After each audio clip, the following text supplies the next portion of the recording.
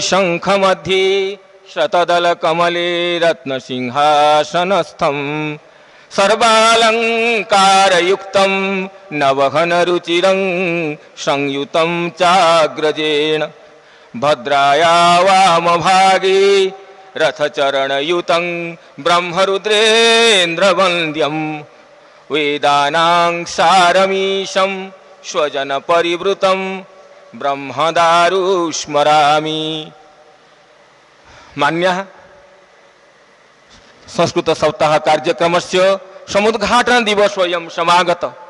सभामिमां समलं कुर्वन्ति आध्यक्षत्वेन आचार्यः जगद्गुरवः ब्रह्मानन्दस्य मूर्तिमत् प्रतीकभूता जगद्गुरवः स्वामिनः निश्चलानंद सरस्वती महोदया शंकराचार्यपादाः तेषाम् आध्यक्षेण सभेयं समुद्घाटिता सति संस्कृतस्य सर्वत्र प्रसारं प्रचारं च प्रपूरयदिति वयं विश्वसीमः। तत्रादौ वैदिक मंगलाचरणेन सहैव भगवते जगन्नाथाय प्रदीपं दर्शयिष्यन्ति अस्माकं अतिथयः। तत्रादौ अस्माकं अतिथयः मंगल प्रदीप प्रदर्शनेन सभायाः समुद्घाटनं विधातुं सम्प्रार्थ्यन्ते। महामान्या अतिथयः प्राचार्याश्च।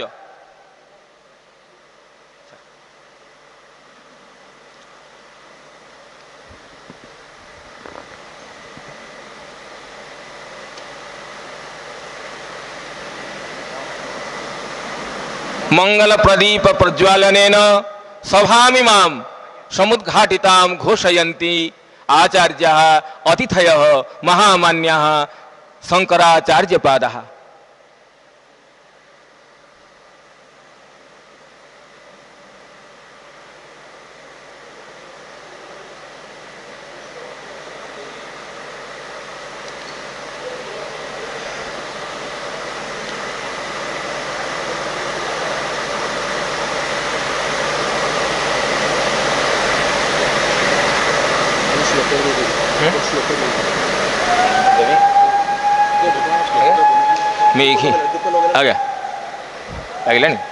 मेघैर्मेदुरमं वरं वनभुव श्यामास्तमालद्रुमै नक्तं भीरुरयं त्वमेव तदिमं राधे गृहं प्रापय।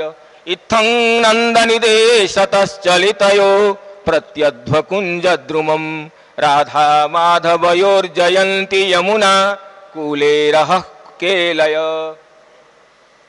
सम्प्रति परम वैदिकः शब्दविदः आचार्य के.वी. सोमयाजुल महोदय वेद विद्या प्रवर्तनेन मंगलाचरणेन सभायाः कार्यम् अग्रे सारयन्ति। मंगलाचरणेन वेद विद्या प्रवर्तनेन आचार्य परम वैदिका के.वी. सोमयाजुल महोदय।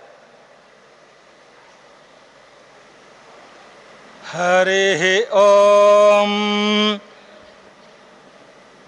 अग्निरायुष्मान् सवनस्पतिभिरायुष्मान् तेन त्वायुषायुष्मन्तं करोमि सोम आयुष्मान् स ओषधीभिर्यज्ञ आयुष्मान् स दक्षिणाभिर्ब्रह्मायुष्मत्तद्ब्राह्मणैः आयुष्मद्देवा आयुष्मन्तस्ते मृतेन पितर आयुष्मन्तस्तेष्वधयायुष्मन्तस्तेन त्वायुषायुष्मन्तं करोमि।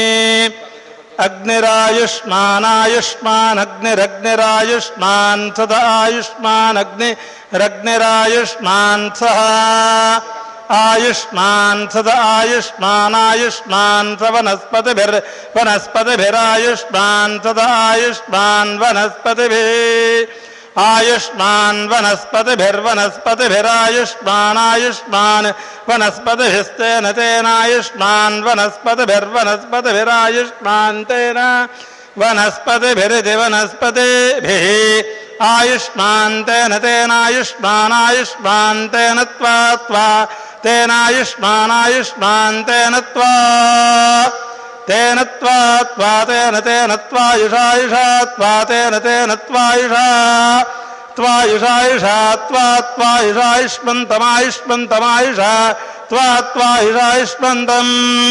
आयुषायुष्मन्तमायुषायुषायुषायुष्मन्तं करोमि करोम्यायुष्मन्तमायुषायुषायुष्मन्तं करोमि आयुष्मन्तं करोमि करोम्यायुष्मन्तमायुष्मन्तं करोमि सोमः सोमः करोम्यायुष्मन्तमायुष्मन्तं करोमि सोमः करोमि सोमः सोमः करोमि सोमः आयुष्मान् सोमः करोमि सोमः आयुष्मान् सोमः आयुष्मान् सोमः सोमः आयुष्मान् तदायुष्मान् सोमः सोमः आयुष्मान् आयुष्मान् तदायुष्मान् आयुष्मान् स ओषधिभिरोषधिभिः आयुष्मान् स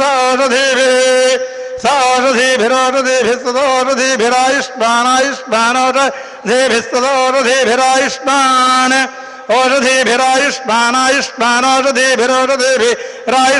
तेन तेनायुष्मान् ओषधिभिरोषधिभिरायुष्मान् तेन ओषधिभिरिच्चोषधिभिः आयुष्मान् तेन तेनायुष्मान् तेन त्वा तेनायुष्मान् तेन त्वा तेन त्वायुषायुषा तेन त्वायुषायुष्मन्तमायुष्मन्तमायुषा त्वायुषायुष्मन्तम् आयुषायुष्मन्तमायुष्मन्तमायुषायुषायुष्मन्तं करोमि करोम्यायुष्मन्तमायुषायुषायुष्मन्तं करोमि आयुष्मन्तं करोमि करोम्यायुष्मन्तमायुष्मन्तं करोमि नमः शम्भवे नमो नमस्तम्भवे च शम्भवे नमो नमस्तम्भवे च शम्भवे च मयो भवे च शम्भवे च मयो भवे शम्भव इति शम्भवे च मयो भवे च मयो भवे च मयो भवे च मयो भवे च मयो भवे च मयो भवे च नमो नमस्ते मयो भवे च नमः मयो भव इति मयः भवे च नमो नमस्ते जनमस्शङ्कराय नमस्ते जनमस्शङ्कराय नमः शङ्कराय नमो नमः शङ्कराय च शङ्कराय नमो नमः शङ्कराय च शङ्कराय च मयस्कराय च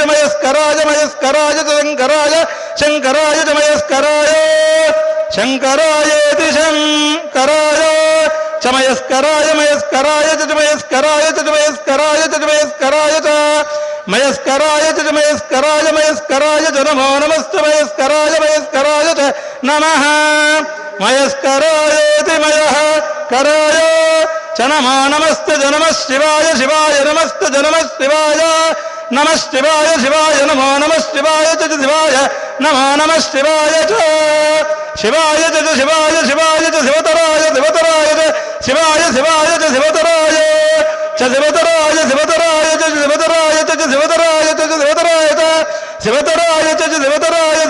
च शिवतरायेति शिवतराय चेति च न कर्मणा न प्रजया धनेन त्यागेनैके अमृतत्वमानसो परेण नाकन्निहितं गुहायां बिभ्राजते तत् यतयो विशन्ति वेदान्तविज्ञानसनिश्चितार्थास्पन्यास योगाद्यतयस्तुद्धसत्त्वाः ते ब्रह्मलोके तु परान्तकाले परामृतात् परिमुच्यन्ति सर्वे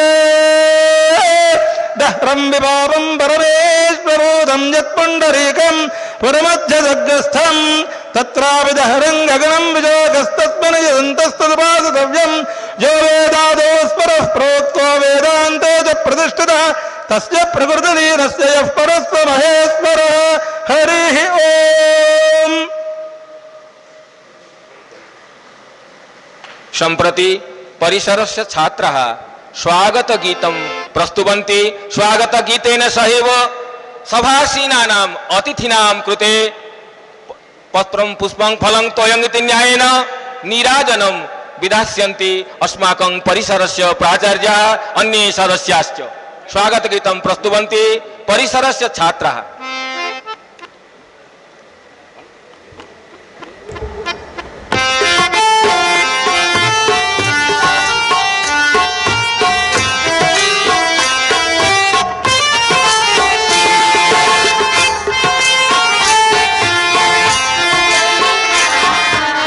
Mahani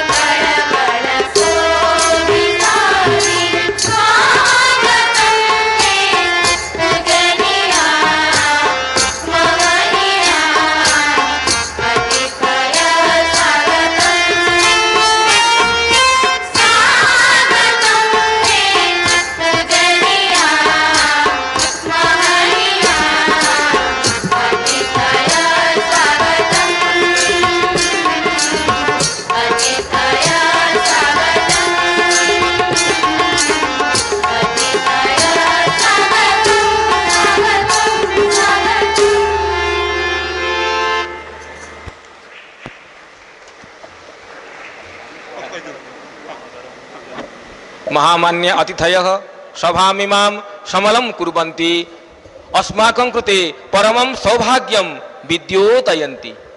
तानेव अतिथीन् वाचा स्वागतीकर्तुं नीराजनं विधातुं सम्प्रार्थये परिसर प्राणान् प्राचार्यान् अतुल्य कीर्तिमण्डितान् आचार्यान् प्रोफेसर अतुल कुमार नंद महोदयान् स्वागतीकर्तुं अतिथीन्।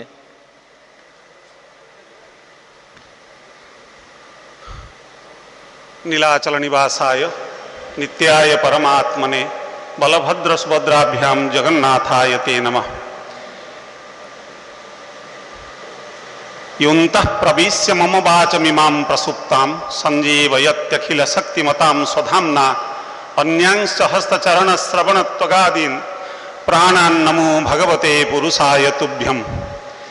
परम सम्माननीयाः अद्यतनस्य संस्कृत शब्द सप्ताहस्य उद्घाटन महोत्सवे विराजमानाः जगद्गुरवः शंकराचार्यपादाः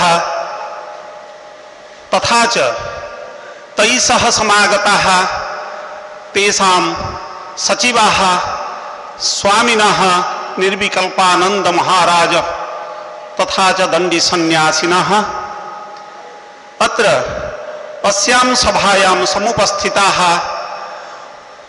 अद्य जे मुख्यातिथयः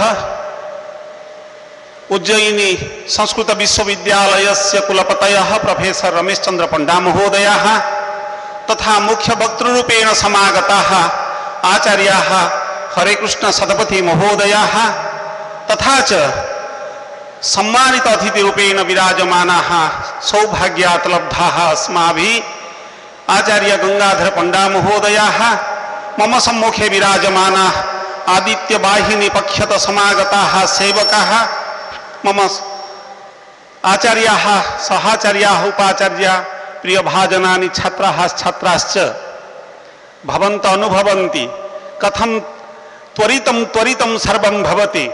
अद्य ग्रहण कालः अस्ति तस्मात् सर्वम् अत्र न्यूनीकृत्य अस्माभिः समयं सञ्चित्य क्रियते।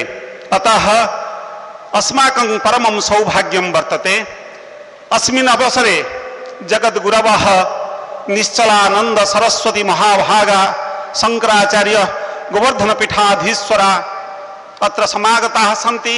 तेषां करकमलेन अस्माकम् अयम् उत्सवः समुद्घाटितः वर्तते। भवद्भिः दृष्टः एतत् सर्वं। तैः सह समागताः अस्माकं सन्यासिनः स्वामिनः तथा च एते त्रयः अपि अस्माकं सपिण्डाः अस्य परिसरस्य छात्राः जे अद्य कुलपति पदे विराजमानाः सन्ति एतान् सर्वान् अस्माभिः सम्प्राप्य आत्मानं बहुमन्यते।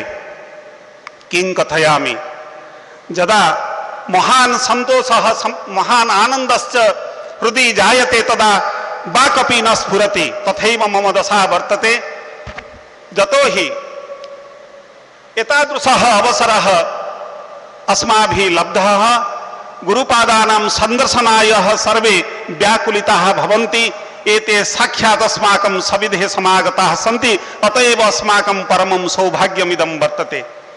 कदाचित् अस्माभिः दूरदर्शने अवलोक्यते कदाचित् तेषां फोटोचित्रम् आयाति संवादपत्रे परन्तु अद्य साक्षात् तेषां दर्शनम् अस्माभिः लभ्यते। अतः एतत् अस्माकं भाग्यमेव। बहवः छात्रा मम कथयन्ति कथम् अस्माभिः अवलोकयितुं शक्यते। मया उक्तं ते आगमिष्यन्ति नूनम् आगमिष्यन्ति भवन्तः अत्रैव सर्वे अवलोकयिष्यन्ति। भवताम् आशीर्वाद कामनया एते सर्वेपि छात्राः व्याकुलिताः सन्ति। किं कथयामि अस्माकं बहु कार्यक्रमः वर्तते। ग्रहणवशात् संकोचः क्रियते। भवन्तः जानन्ति मया किञ्चित् निवेदनं विहितं गुरुपादानां चरण कमले। अयं संस्कृत महोत्सवः अस्माकं परिसरे प्रतिवर्षं भवति। अनादिकालात् प्रचलति। अस्माभिः यस्मात् कालात् अवलोक्यते तस्मात् कालादेव प्रतिवर्षमिदं भवति। निवेदनमिदं वर्तते भवन्त अत्रैव सन्ति अस्यां पुर्यां भवन्ति अस्मिन्नेव काले भवन्त पुर्यां नूनं भविष्यन्ति अद्य अनध्यायः वर्तते अतः भवन्त प्रतिवर्षम् अत्र आगत्य यावत् कालम् अत्र पुर्यां स्थास्यन्ति तावत् कालं प्रतिवर्षम् अत्र आगत्य अयं यः उत्सवो भवति तस्य उत्सवस्य उद्घाटनं कुर्वन्तु अस्माकम् उपरि भवताम् आशीराशि सर्वदा तिष्ठतु इति निवेदनम्। भवन्तः जानन्ति इयं वर्तते श्रावणी पूर्णिमा। इतः पूर्वं या पूर्णिमा आसीत् सा पूर्णिमा गुरुपूर्णिमा रूपेण अस्माभिः परिपालिता। अद्य वर्तते साक्षात् गुरुपूर्णिमा। यद्यपि श्रावणी पूर्णिमा तथापि तत्र गुरूणां साक्षात् आविर्भावेन तेषाम् एव पूर्णिमा अस्माभिः परिपाल्यते। वैदिककाले अस्यां पूर्णिमायां तिथौ तत्र उपाकर्म भवति, वेदारम्भः भवति। तां परम्पराम् अनुसृत्य अस्माभिः इयं परम्परा पाल्यते, अयम् उत्सवः परिपाल्यते। अतः अस्मिन् अवसरे भवन्तः सर्वे अत्र सहोदयेन समागताः सन्ति। अतः परिसरपक्षतः, मत्पक्षतः, छात्राणां पक्षतः, कर्मचारिणां पक्षतः भवतां चरणकमलेषु भूय भूय नतितति सहितं प्रणवाञ्जलिं विनिवेदयामि। एते अतिथयः यद्यपि भारतस्य विभिन्नेषु प्रान्तेषु कुलपतिपदे तिष्ठन्ति तथापि ते अस्माकमेव अस्य परिसरस्य एव एते छात्राः भवन्ति, अस्माकं गौरवभूताः भवन्ति। यत्र कुत्रापि गच्छन्तु ते पुरी परिसरस्य छात्रा इति आत्मानं प्रतिपादयन्ति। अतः रमेशचन्द्र पंडा महोदयाः भवन्तु अथवा हरे कृष्ण सतपदी महोदया भवन्तु अथवा गंगाधर पंडा महोदया भवन्तु, एतेषां समागमनेन अयं परिसरः नूनम् आनन्दम् अनुभवति, आनन्दातिशयम् अनुभवति, आनन्दराशिं हृदि स्थापयति। अतः एतेषामपि अस्मिन् अवसरे स्वागतं सुस्वागतं पुनः पौन्येन अयं जनः व्याहरति। भवन्तः जानन्ति अहमपि अस्यैव परिसरस्य छात्रः अस्मि। अहम् अद्यापि अत्र दौपारिकरूपेण द्वारपालरूपेण अत्र तिष्ठामि। प्रातः आगत्य रात्रिं यावत् तिष्ठामि। भवताम् आदेशेन भवताम् आशीर्वादेन यत्किञ्चित् अत्र कर्म प्रचलति, शृङ्खलया प्रचलति, सदिच्छया प्रचलति। सर्वेषां छात्राणां, सर्वेषां कर्मचारिणां, सर्वेषाम् आचार्याणाम् अत्र सहयोगः वर्तते। अतः भवतां निमन्त्रणाय ते सर्वेपि उत्सुकाः आसन्। तदर्थं तेषाम् आदेशानुसारं, तेषां निवेदनानुसारं मया भवतां सविधे पत्रं प्रेषितं। भवतां निकटं गत्वा निवेदनं विहितम्। अद्य तस्य निवेदनस्य सफलता अस्माभिः लब्धा वर्तते। अतः भवतां स्वागतं सुस्वागतं पौनपौन्येन व्याह्रियते। किं कथयामि, इतः परं कार्यक्रमानुसारं यत् कर्तव्यं भवति परन्तु तथा न सम्भवति। कालः गच्छति, गुरुपादानाम् अस्माभिः आशीर्वादः लब्धव्यः भवति।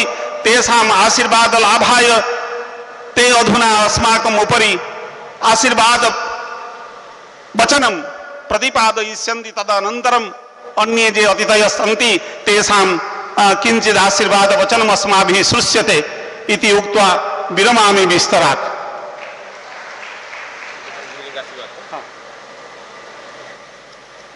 अस्माकं जन्म किञ्चित् मया विस्मृतम्। अत्र सर्वेपि संस्कृतज्ञाः न सन्ति, अतएव सर्वेषाम् अवबोधनाय मया अत्र अनुरोधः क्रियते। गुरुपादाः संस्कृतनिष्ठया राष्ट्रभाषया एव आशीर्वचनं प्रयच्छन्तु इति मम निवेदनं वर्तते। अस्माकं जन्मजन्मान्तर सौभाग्यं समुद्दीपयितुं अधिमंचं राजन्ते भारतीय संस्कृति वर्धनः तपोधनः अस्मद्व्रतैक साधनः ब्रह्मानंदस्य मूर्तिमत् स्वरूपा आचार्य निश्चलानंद सरस्वती पादाः शंकराचार्य महोदय। अहं संप्रार्थये पंचशैः वचन विन्यासे अस्मान् आशीर्वदन्तु, उपदिशन्तु, सनाथयन्तु, आत्मानः प्लावयन्तु अस्मान् इति संप्रार्थये। आचार्यान परम पूज्यान जगद्गुरून्। नमः संभवाय च मयो भवाय च नमः शंकराय च मयस्कराय च नमः शिवाय च शिवतराय च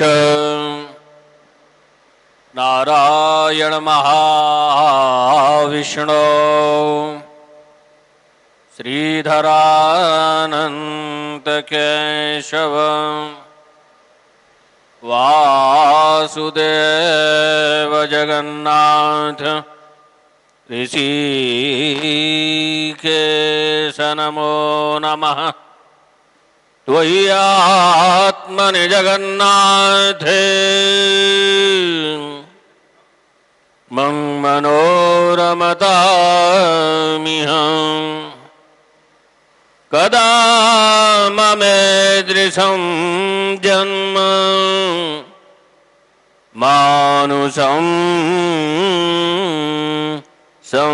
संभविष्यति।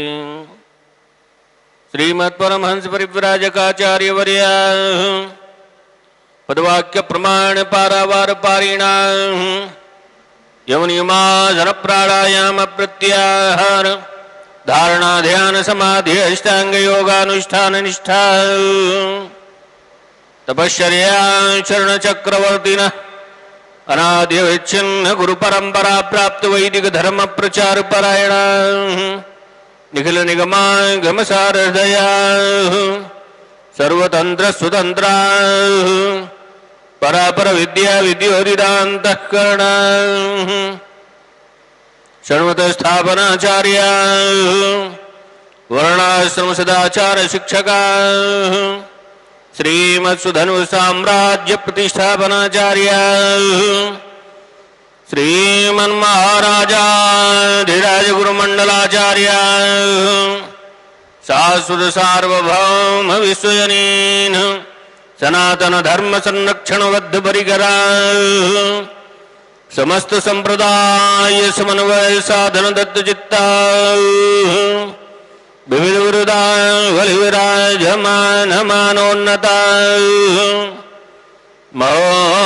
महोदधितीढवासिन श्रीमज्जगन्नाथ विमलाम्बोपासका पूर्वाम्नाय श्री गोवर्धन मठ भोगवर्धन पीठाधीश्वरा श्रीमदराजराजेश्वर श्री शंकराचार्य श्री निरंजन देव तीर्थ स्वामी वर्य चरण कमल भृंगायमान अनंत श्री विभूषित निश्चलानंद सरस्वती स्वामी वर्य विजयंते धर्म की अधर्म का प्राणियों में विश्व का गौ माता की गौ हत्या जगतगुरु शंकराचार्य भगवान की धर्म सम्राट श्री स्वामी करपात्री जी महाराज की श्री जगन्नाथ महाप्रभु की श्री सुभद्रा भगवती की श्री बलभद्र महाप्रभु की भारत अखंड हो भारत भारत भारत हर हर महा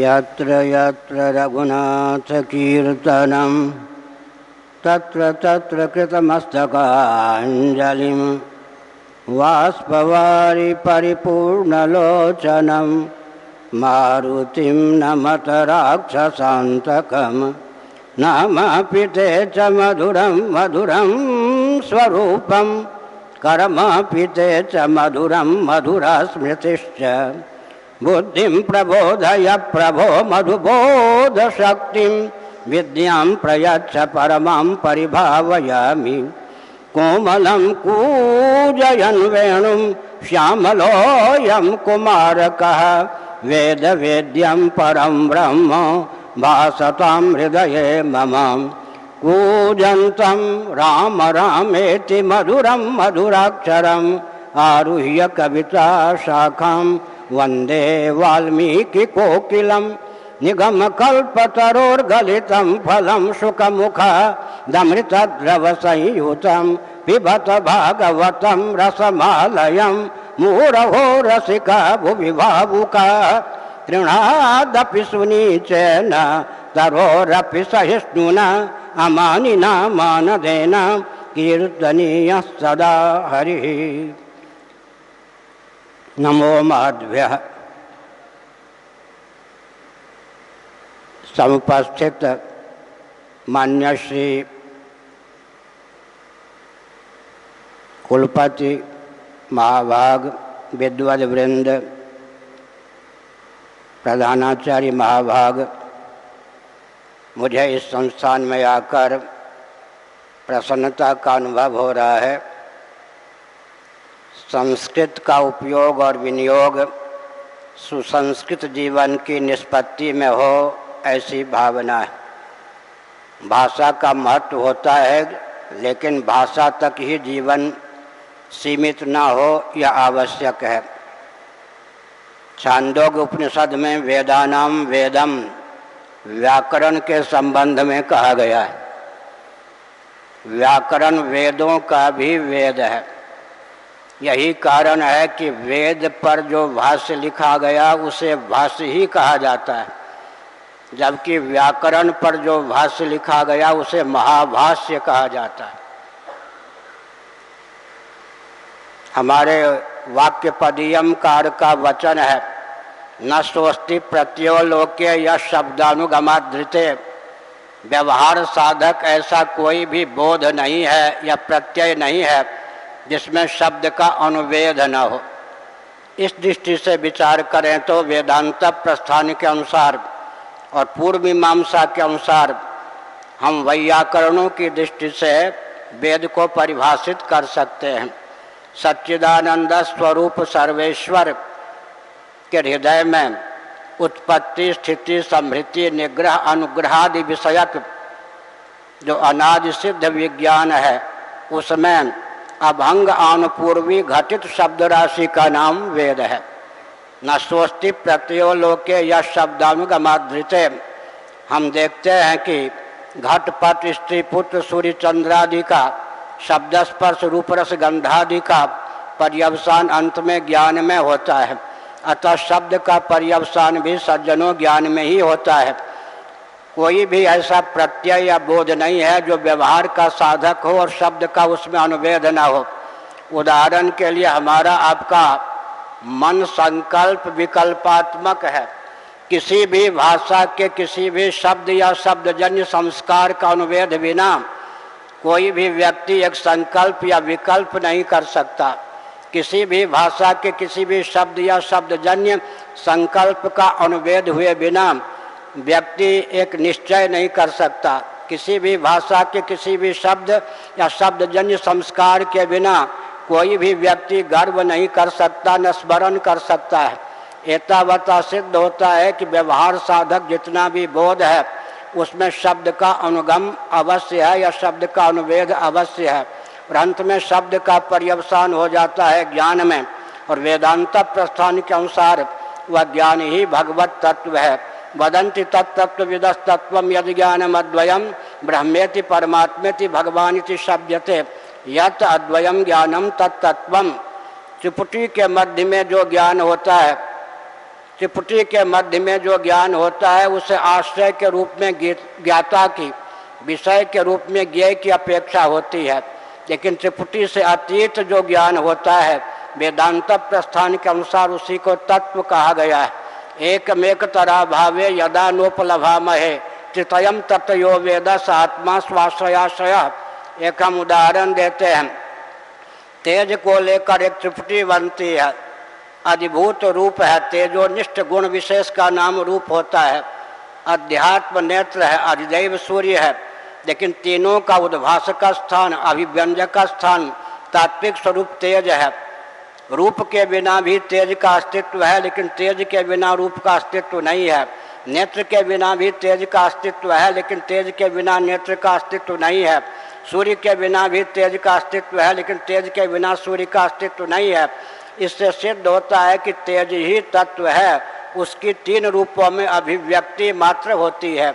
इसी प्रकार वेदांत प्रस्थान के अनुसार अद्वय ज्ञान ही तत्व होता है। उसी की ज्ञाता, ज्ञान, ज्ञेय, प्रमाता, प्रमाण, प्रमेय आदि त्रिपुटियों के रूप में अभिव्यक्ति होती है। मानव जीवन की सार्थकता इस तथ्य में सन्निहित है कि त्रिपुटी से पारंगत जो भगवत तत्व है, जीवन काल में उसका अधिगम हो सके। संकेत में एक तथ्य में और उद्भाषित करना उचित समझता हूँ। विद्वान मनुष्यों के मध्य सृष्टि की संरचना के प्रयोजन का विज्ञान होना चाहिए और जीवन को सार्थक करने का जीवन में प्रकल्प होना चाहिए। श्रीमद् भागवत के 10वें स्कंध में वेदस्तुति नामक अध्याय है। उसमें सृष्टि की संरचना के प्रयोजन का वर्णन किया गया है। बुद्धिन्द्रिय मन प्राणं जनानाम सिद्ध प्रभु मात्रार्थम च भवार्थम च आत्मने कल्पनाय च। भगवान ने अकृतार्थ जीवों को कृतार्थ होने का अवसर प्रदान करने की भावना से देहेंद्रिय प्राणांतःकरण से युक्त उन्हें जीवन प्रदान किया। जीवन प्रदान का उद्देश्य क्या रखा? मात्रार्थम च भवार्थम च आत्मने अकल्पनाय च। श्रीधरी टीका के अनुसार अर्थ, धर्म, काम और मोक्ष पुरुषार्थ चतुष्टय की सिद्धि जीवन काल में हो सके, इस भावना से भावित होकर भगवान ने जीवों को जीवन प्रदान किया। अब तक के प्रवचन का सार यह निकला, महाप्रलय के अव्यवहित पूर्वक क्षण पर्यंत जो जीव कैवल्य मोक्ष नहीं प्राप्त करते, अकृतार्थ होकर ही महाप्रलय की दशा में विलीन होते हैं, उन जीवों को कृतार्थता का अवसर प्रदान करने की भावना से भगवान सृष्टि की संरचना करते हैं। एक तथ्य हृदयंगम करने की आवश्यकता है। याज्ञवल्क्य स्मृति के अनुसार समग्र विद्याओं को 14 भागों में सन्निहित किया गया है, लेकिन शिव पुराण के अनुसार 14 को 18 तक जितनी भी विद्याएं विश्व में हैं उनको अष्टादश प्रभेद के अंतर्गत सन्निहित किया गया है। शीतोपनिषद में गायत्री छंद के अनुसार, मंत्र के अनुसार समग्र विद्याओं का अंतर्भाव 24 में किया गया है और शुक्र नीति के अनुसार जितनी विद्याएं हैं उनका अंतर्भाव 32 में किया गया है। तो चाहे 14, चाहे 18, चाहे 24, चाहे 32 विद्या के प्रभेद हों, ये जो विद्यापीठ हैं इनका स्तर ऐसा होना चाहिए कि 32 विद्याओं का अनुशीलन हो, अध्ययन हो। आजकल प्रायः भौतिकवादी कहा करते हैं कि संस्कृत पढ़ने की उपयोगिता क्या होगी। कोई अध्यापक हो जाएगा, कोई कथावाचक हो जाएगा, कोई ज्योतिषी हो जाएगा, अधिक से अधिक कोई क्या होगा, अधिक से अधिक क्या होगा, वैद्य हो जाएगा। लेकिन हम तो डॉक्टर बनेंगे, इंजीनियर बनेंगे। हमारे लिए हजारों क्षेत्र हैं। उनको उत्तर देने के लिए आवश्यक है कि संस्कृत विद्या को सनातन विधा से उद्भाषित करें। सांदीपनि महाभाग के विद्यालय में भगवान श्री कृष्णचंद्र और बलराम भी विद्यार्थी होकर गए थे, लेकिन उनको 32 विद्या का और 64 कलाओं का प्रशिक्षण दिया गया। कलाओं के भेद 64 हैं। करोड़ों प्रकार की जो कलाएं हैं उनका अंतर्भाव 64 में हो जाता है। विद्वानों के विनोद के लिए मैं संकेत करना चाहता हूँ, विद्या और कला में भेद क्या है। आजकल साइंस और आर्ट कहते हैं। विद्या उसको कहते हैं जिसकी निष्पत्ति वाक्य के द्वारा हो, और मूक व्यक्ति भी जिस कृत्य का संपादन कर सके उसका नाम कला है।